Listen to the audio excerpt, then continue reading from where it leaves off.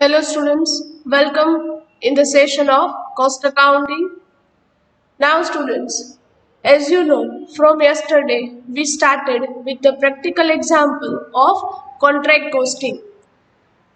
In our yesterday two sessions, we first calculated the first type of sum, that is when the contract is completed within a year, and then after we calculated the second type of sum, that is when the contract is incomplete and work done is less than 25 percentage, right? આ બે sums yesterday ના બંને session માં calculate કરેલ હતા. From today we are starting with the another type of sum, that is when the contract is incomplete but the work done is more than 25 percentage. Contract હજુ incomplete છે, year ending થઈ જાય છે, contract હજુ complete થયેલ નથી, but જે કોન્ટ્રાક્ટમાં work done છે, જેટલું વર્ક કમ્પ્લીટ થયું છે એ પ્રપોર્શન કેટલું છે, more than 25 percentage. તો એ જ સમય sums છે એ કઈ રીતે કેલ્ક્યુલેટ કરવા, that we will see now. If you remember students, I have given you one chart for calculating the profit or loss in case of every type of contract, right? જેમાં contract છે જ્યારે incomplete હોય ત્યારે બે પાર્ટમાં બાયફોકેશન કરેલ છે. First one, when the work done is very less, that means work done less than 25 percentage, and second part was when the work done is more than 25 percentage. In that case, the profit will be calculated on 2/3 cash basis. જેના માટે આપણે એક formula મૂકીએ છીએ. એના માટે profit calculate કરવા માટેની એક ફોર્મ્યુલા છે સ્ટુડન્ટ્સ, રાઈટ? તો આ રીતે કેલ્ક્યુલેશન છે પ્રોફિટની કરવાની રહેશે. કઈ રીતે? Let's see, right? Keep the textbook in front of you and pay attention. In question number 3 given in your textbook on page number 347. Page number 347 पर question number 3 આપેલ છે. Read the question. Prepare contract account from the following information, taking credit for 2/3 profit on cash basis. આ line read કરતા જ students તમને idea આવી જાય કે આ મેથડ કઈ છે. Contract is incomplete and work done is greater than 25 percentage. Why? Because જ્યારે work done more than 25 percentage હોય ત્યારે જ આપણે profit એ 2/3 cash basis પર calculate કરીએ છીએ. એટલે જો તમને ક્વેશ્ચનમાં એવી ઇન્સ્ટ્રક્શન આપે કે calculate the 2/3 profit on cash basis, that means કે contract શું છે, incomplete, અને work done more than 25 percentage છે. Okay, one by one details છે લેતા જઈએ અને ઇફેક્ટ છે એ આપતા જઈએ. Number 1, materials. એક્સપેન્સ કહેવાય કે income students? It's an expense. Okay, first of all draw the contract account, debit and credit side, on each side 2 columns, particulars and rupees. First one, material expense છે, so we will record it on the debit side. Write down to materials amount 1,30,000 rupees. Next one is given wages, again expense, so debit side write down to wages 1 lakh rupees. Next one, indirect expenses, again expense છે, so debit side write down to indirect expense 50,000 rupees. Next one, materials on site at the close of the year, that means year ending થાય છે ત્યારે site પર એટલે કે construction site પર material કેટલું હતું? It is of 10,000 rupees. So can I say this is the closing balance of material? Why? Because તમને year ending થાય છે ત્યારનું મટીરિયલ છે આપેલ છે. તો closing balance of material, if you remember students, આપણે રેકોર્ડ ક્યાં કરીએ છીએ? આપણે લાસ્ટ સમમાં પણ જોયેલ છે. ક્લોઝિંગ બેલેન્સીસ ક્યાં રેકોર્ડ કરવાના છે? Contract account credit side, right? So write down on contract account credit side by work in progress, right? Note down number 1, material closing balance. How much? Amount is 10,000 rupees. Right, so the clear થાય છે students? આ સમજાય છે, right? Okay. Next one, loss by accident. Students, remember the format of contract account. Contract account no format છે યાદ કરો. I have given you the format, right? અહીંયા ધ્યાન આપો. This is the format. હવે, if there any loss on any plant and machinery, right, due to any reason, તો એ loss છે આપણે રેકોર્ડ ક્યાં કરીએ છીએ? ખાસ યાદ રાખજો, in contract account credit side. Generally આપણી હેબિટ શું હોય કે લોસ છે એને રેકોર્ડ ક્યાં કરતા હોઈએ? Debit side. પણ અહીંયા લોસ છે એ ક્યાં રેકોર્ડ થશે? On credit side. So must remember this, right? Write down in your contract account. તમારા કોન્ટ્રાક્ટ અકાઉન્ટમાં લખજો credit side number 1 by loss by accident amount 20,000 rupees. Next one, uncertified work. It is already given in the question. Uncertified ni effect क्या આપીએ છીએ? In contract account credit side તમે heading આપેલ છે by work in progress, right? ત્યાં જ તમે record કરો છો. Write down second one, uncertified work. અહીંયા શોર્ટમાં લખું છું UCW. That means uncertified work. Amount 30,000 rupees. Next one, cash received 3,60,000 into bracket 90% of work certified. That means કે આ જે કેશ રિસીવ્ડ છે 3,60,000 એ જે પણ વર્ક સર્ટિફાઈડ છે એમના 90% અમાઉન્ટ છે, રાઈટ? કેશ રિસીવ્ડની ઇફેક્ટ તમારા કોન્ટ્રાક્ટ અકાઉન્ટમાં કે આપવાની છે નહીં. બટ આના બેઝિસ પરથી તમે ફાઇન્ડ આઉટ શું કરશો? On this basis you will find out the work certified or certified work we can say, right? So write down in your working notes. Number 1, certified work. Condition શું છે? Certified work એ કેટલું છે? તો કે cache received એ 90% છે certified વર્કના. Calculation કઈ રીતે કરશો? Certified work equals to cash received 3,60,000 multiply always 100 divide by percentage 90. So your certified work is 4 lakh rupees. આ 4 લાખ રૂપીસના 90% એ શું છે? Cash received. ચલો આ ખ્યાલ આવે છે. So on this basis we will find out the certified work. Effect ક્યાં આપો છો? In your contract account credit side તમે હેડિંગ આપેલ છે બાય વર્ક ઇન પ્રોગ્રેસ. ત્યાં નોટ ડાઉન કરો certified work 4 lakh rupees.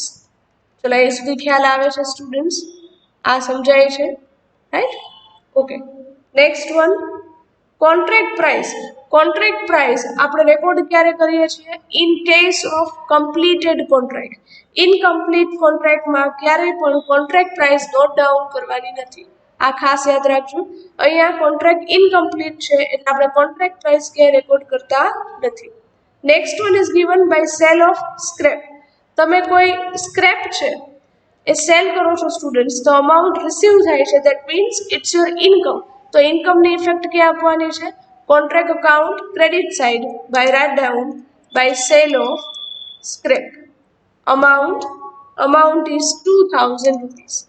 Next one, sale of materials 6,000 rupees.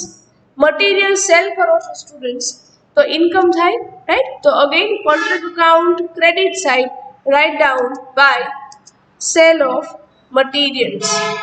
amount 6,000 rupees. Now students, the cost of material is given. આ મટીરિયલની actual cost શું છે? 5,000 rupees. whereas the selling price is 6,000. તો profit થશે કે loss? તમે 5,000 નું material 6,000 માં સેલ કરો છો. that means it will give you the profit. how much? 1,000 rupees, right? તો આ પ્રોફિટની ઇફેક્ટ ક્યાં આપવાની છે?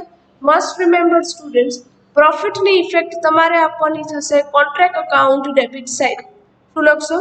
Right down two profit on sale of materials. So is that clear students? Right? Write down in the bracket, selling price is 6,000 minus cost price is 5,000. So there will be a profit of 1,000 rupees. So is it clear students? Again I repeat, જો કોઈ profit થાય છે કોન્ટ્રાક્ટમાં તો એ record ક્યાં કરો છો? Contract account debit side. અને જો કોઈ લોસ થાય છે તો એ રેકોર્ડ ક્યાં કરો છો? Contract account credit side. Is that clear? Next one. In short students, અહીંયા સેલ ઓફ મટીરિયલની બે ઇફેક્ટ આપી. એક તો મટીરિયલ સેલ કરો છો એટલે અમાઉન્ટ રિસીવ થાય છે તો એ ક્રેડિટ સાઇડ, અને પછી કમ્પેરિઝન કરો છો કોસ્ટ અને સેલિંગ પ્રાઇસની કે પ્રોફિટ થાય છે કે loss. Next one is given plant. Plant issue કરો છો ડ્યુરિંગ ધ કોન્ટ્રાક્ટ. કોન્ટ્રાક્ટમાં પ્લાન્ટ યુઝ કરો છો. ઇફેક્ટ ક્યાં આપવાની છે? Contract account debit side. Right down to plant amount 50,000 rupees. Next, residual value of the plant at the end of the year. Year ending થાય છે સ્ટુડન્ટ્સ ત્યારે પ્લાન્ટની વેલ્યુ કેટલી છે એ તમને આપે છે. પ્લાન્ટ તમે જ્યારે ઇસ્યુ કરેલ છે એ વેલ્યુ કેટલી છે? 50,000 રૂપીસ. પ્લાન્ટ પરચેઝ કરો, પ્લાન્ટ ઇસ્યુ કરો છો કોન્ટ્રાક્ટમાં, રાઈટ? તો એની ઇફેક્ટ ક્યાં આપો છો? Contract account debit side. And પ્લાન્ટના ક્લોઝિંગ બેલેન્સની ઇફેક્ટ ક્યાં આપવાની છે? Contract account credit side. Right down plant closing balance છે રેકોર્ડ કરો છો. આ સમજાય છે સ્ટુડન્ટ્સ? ક્યાં વર્ક ઇન પ્રોગ્રેસનું તમે હેડિંગ આપેલું છે ત્યાં જ. પ્લાન્ટની at the end of the year closing balance છે 30,000 રૂપીસ. તો લઈ સુધી ક્લિયર થાય સ્ટુડન્ટ્સ? આ સમજાય છે, right? So in this way we will give effect of each and every transaction. Okay, હવે કોઈ ટ્રાન્ઝેક્શન બાકી છે નહીં. So first we will take the inner column amount to the outer column. On credit side, work in progress માં તમે કઈ કઈ details note down કરો છો? Again I repeat, certified work, uncertified work and materials and કોઈ assets છે એમના closing બેલેન્સીસ આપેલા હોય તો એ. નાવ make a total of work in progress. The total will come 4,70,000 rupees. ખ્યાલ આવે છે students? Okay, now close the contract account, make a total. The total of contract account will come 4,98,000 rupees on credit side. Out of the credit side total minus the debit side. Debit side minus karo students. Okay, 4,98,000. Now keep the calci with you. તમારી સાથે calci રાખજો, calculator રાખજો અને calculation કરો. Total of credit side 4,98,000 minus debit side 1,30,000, 1,50,000, 1,000 and 50,000. After deducting the debit side, the total profit will come.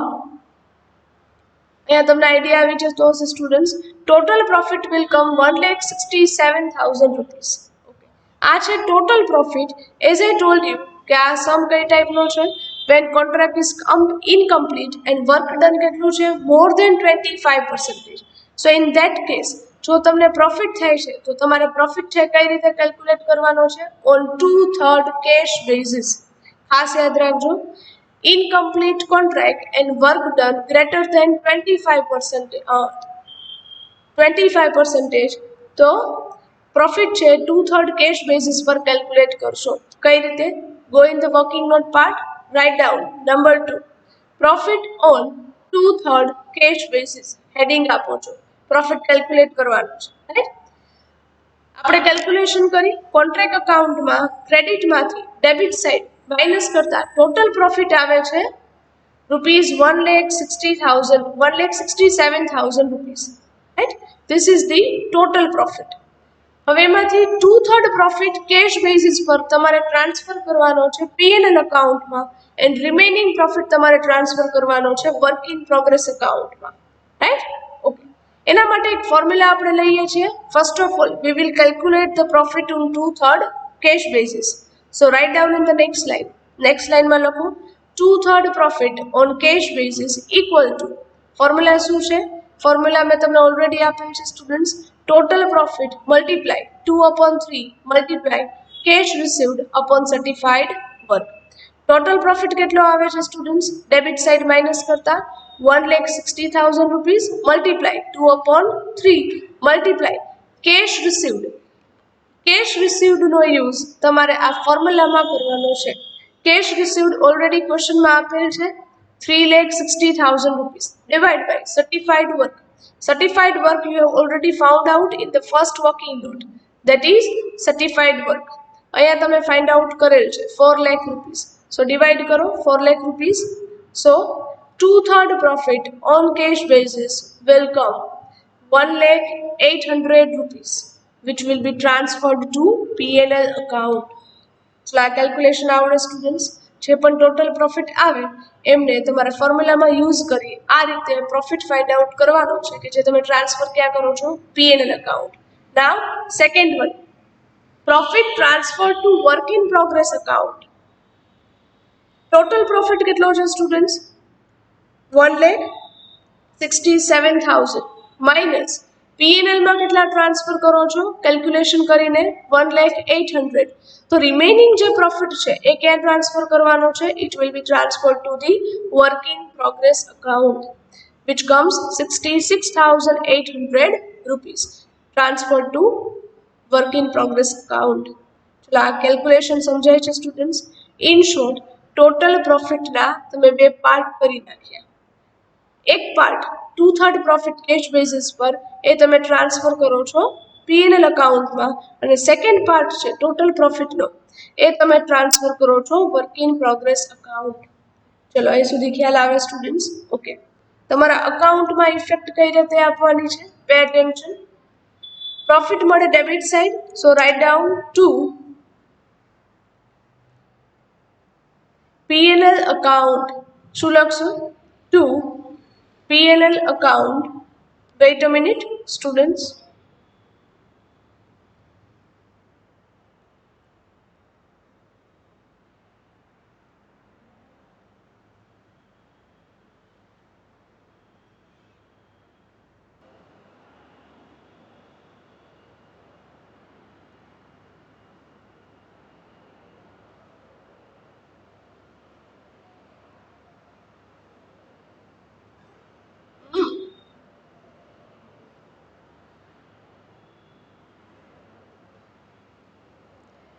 Okay, now pay attention students. Write down on debit side of contract account to P&L account into bracket 2/3 profit cash basis, right? ત્યાં શું લખશું? 2/3 cash basis profit છે આ જે તમે transfer કરો છો P&L અકાઉન્ટમાં. Amount was 1,08,000 rupees, right? Next one, note down જે રિમેનિંગ પોર્શન છે સ્ટુડન્ટ્સ એ તમે ટ્રાન્સફર ક્યાં કરો છો? To work in progress account, જેને તમે બીજા વર્ડમાં કહી શકો છો reserved profit. Again I repeat, work in progress અકાઉન્ટમાં તમે જે પ્રોફિટ ટ્રાન્સફર કરો છો એમને તમે શું કહો છો? Reserved profit, right? ચલો આ ખ્યાલ આવે છે સ્ટુડન્ટ્સ? આ સમજાય છે? It is 66,800 rupees. So both these are the profit. આ બંને શું છે students? Profit. I am transferring this account on the next page, so you can clearly see this, right? Okay, here you can see the whole account, right? Okay, 2/3 profit cash basis પર calculate કરી transfer કરો છો P&L account, and remaining profit transferred to the work in progress account. So in this way we will calculate the whole sum. ચલો અહીં સુધીની calculation સમજાય છે students? આ ખ્યાલ આવે છે, રાઈટ? ઓકે, નાવ અહીંયા તમારો સમ છે એ કમ્પ્લીટ થાય છે. Question number 3. Now students, fourth question today I am giving you in your homework.